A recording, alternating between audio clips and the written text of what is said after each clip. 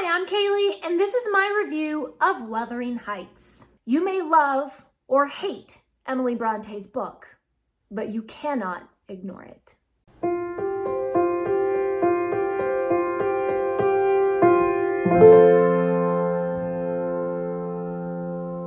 This month I am participating in the Wuthering Heights read-along that is hosted by Kate Howe and A Musical Bookworm and Read a Book Gem and Blatantly Bookish and Novelle Novels. So we all got together to co-host a big, huge read-along of Wuthering Heights. I think for most of us, this is at least our second time reading Wuthering Heights. It's my second time. I first read it when I was a teenager and I really hated it.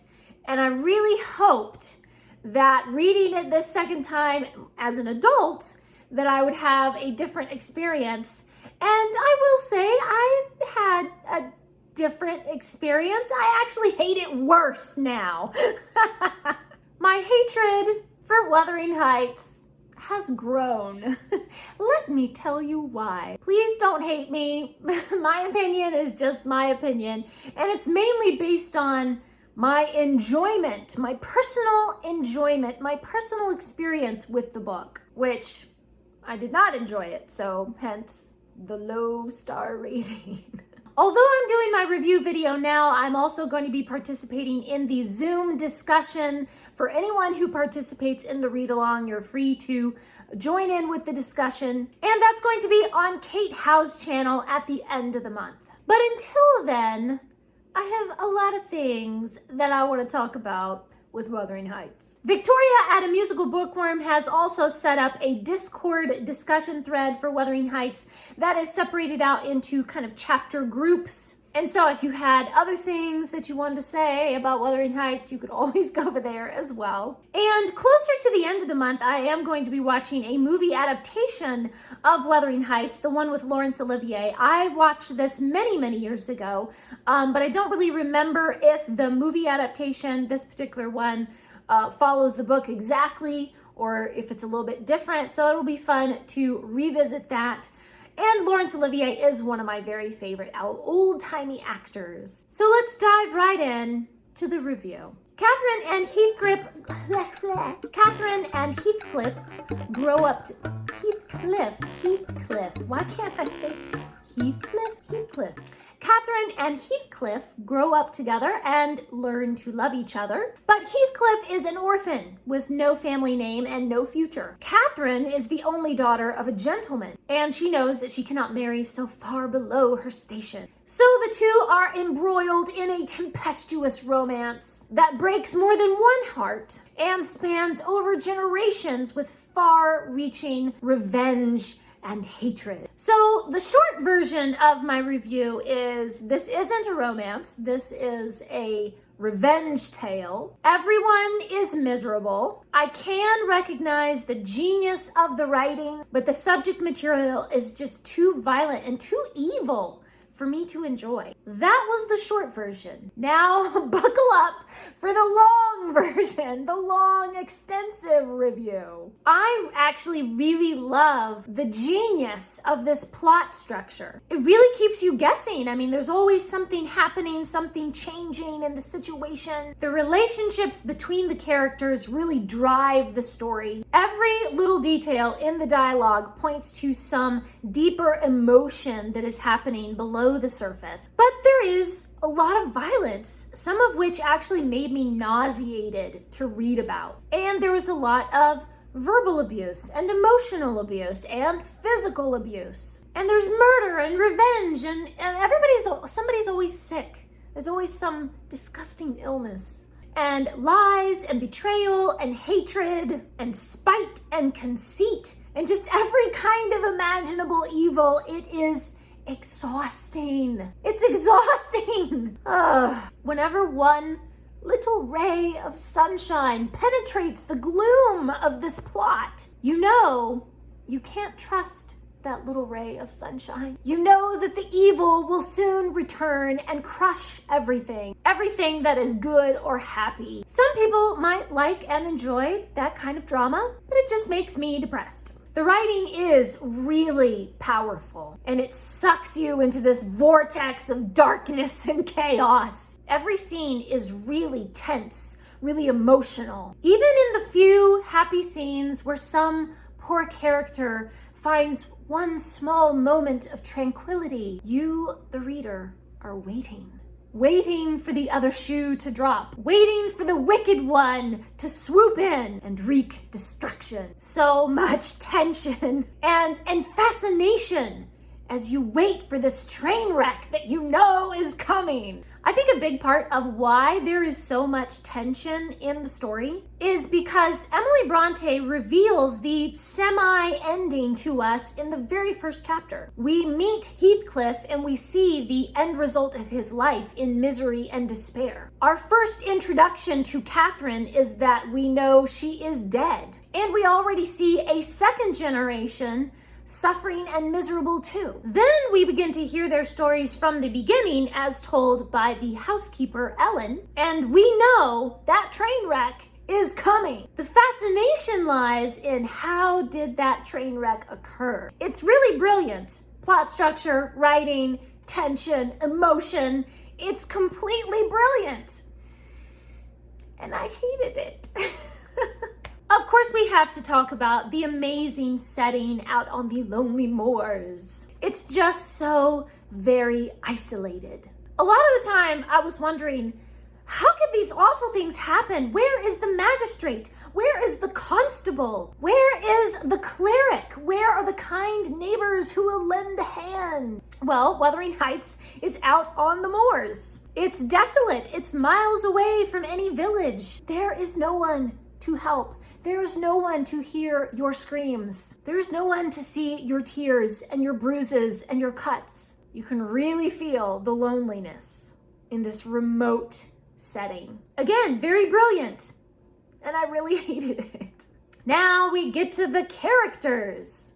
I think this is probably one of the reasons why I hate this book so much is because I'm a character-driven reader and I hate all the characters. Well, most of them, yeah. The characters are each so vivid, each in their own ways. They all have deeply complex personalities. Heathcliff is a violent brute, but you can understand his reasons of why he's that way. He is utterly evil through and through, and he spends the entire book taking out his horrible revenge, and I hate him with every fiber of my being, but I can understand his reasons. He is really, really nasty, but he's a very well-written, complex character. Catherine is foolish and selfish and headstrong. I don't think she quite intends to be evil, but she just sort of ends up that way. She just ends up evil because she is stupid and selfish. I mean, I say stupid, I don't really mean stupid. She's highly intelligent, but she's unwise. That's what I mean when I say stupid. Intelligent, but not wise. She is wonderfully fierce. I do admire that about her. You can feel her power and her influence just radiating off the page. She is mesmerizing. I can't stand her, but I can't look away. It's like she hypnotizes you and you're just amazed and it's awful, but you can't look away. Oh, Catherine, I don't know. All the other characters are really amazing, and I hate them all. Isabella is silly. Hindley is ferocious and really scary. Joseph is disgusting. Nellie is the only one with any common sense, but she is, I'll just say, ineffectual at curbing anyone else's foolishness. She doesn't always make the really best decisions. Edgar is a little weak in the beginning, but he sort of finds his footing later on. They are all complex, well-written, interesting. They're just vivid people. They felt so real. And I think that's why I have such a strong reaction in that I don't like them. Most of the second generation characters are just really selfish and shallow. I was frustrated with young Kathy and Linton and Hareton. However, I did find it fascinating to see this idea of the sins of the father being inflicted on the next generation. And they sort of play out the same roles that their parents did. I think the plot structure there is absolutely genius. The way that the second generation of characters mirrors the first generation. So that leads me right into duality, mirror images and opposites. So many striking comparisons in this book. There are two main houses,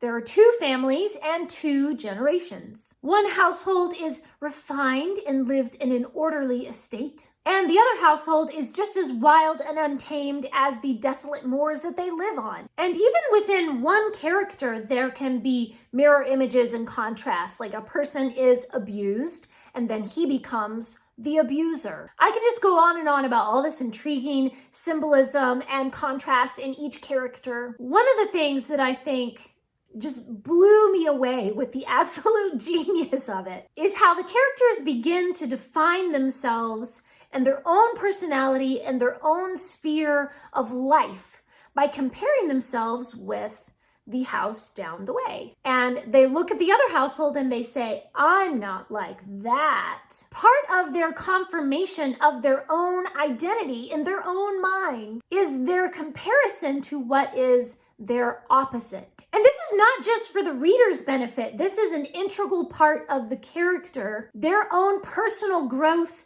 and developing personality. And people of both houses do this. They look at the others and they say, I'm glad I'm not like them. It's brilliant. It's fascinating. I do love it. I could go on and on about all the really deep themes that are explored in this book, but I'm just going to mention a couple because this is already a really long video at this point. First of all is the interesting exploration of the idea of love. What is love? I'm not sure that anybody in this book fully experiences it or knows what love is. What Heathcliff and Catherine have, they call love, but it isn't. It's a perverted obsession with each other. Young Kathy is bullied into a pitying sort of love that she never really felt. Isabella falls into an infatuation type of love that is just based on wishes instead of reality. I think that what Nellie feels for the children that she takes care of might be a little closer to true love, because she really truly wishes them well and would do almost anything to help them grow and be healthy and good. However, her feelings, although affectionate and warm, kind of lack the intensity of what I would call real true love. Now, what Edgar feels for his wife and daughter, I would say is much closer to a real love. And therefore, Edgar is my favorite character. He's the only one that I felt like I could really root for. The only part of this entire book that I actually enjoyed was when Edgar took a certain action against Heathcliff, and I'm not going to give any spoilers, but if you've read it, then you know what I'm talking about. When Edgar stands up for himself and takes action. This is my favorite scene, not so much because of the action that Edgar takes, although I was like, yes, Edgar, but actually why it's my favorite scene is because of Edgar's personality, his courage in that scene. And I feel like, just in my imagination, I think that it was true love that spurred Edgar's action. I certainly think that's open for debate. We don't really get to see a lot of the internal workings of what is going on with Edgar in that moment or immediately after. Leave me a comment down below and let me know what you think. If you've read it and you know what scene I'm talking about,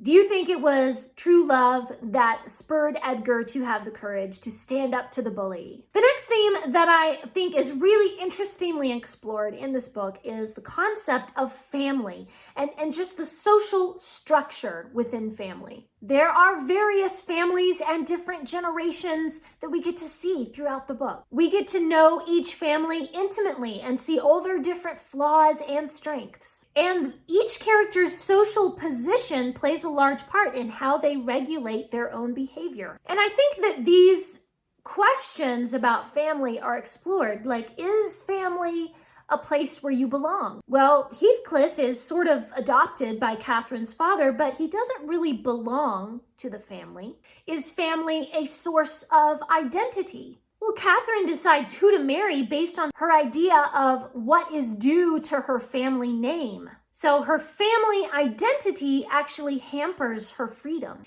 Is family the people that you're loyal to? Well, Catherine marries one person into their family, but her loyalties lie with someone else. Is family the people that you acknowledge as your tribe? Well, young Kathy has completely different relationships with her two cousins. She is happy to acknowledge one cousin as family, but she is distressed to learn that she's related to her other cousin. Okay, one of the basic things about family is family just the people that you love. Well, Heathcliff abuses his family mercilessly. He uses his family as pawns in his revenge plan. What exactly is family and what does it mean? Apparently it means nothing to these people. Young Kathy and her father have the only decent family relationship in the entire book. And of course there are a ton of other themes about the role of women and the nature of friendship and pride and morality and courage and cowardice and compassion or the lack of it.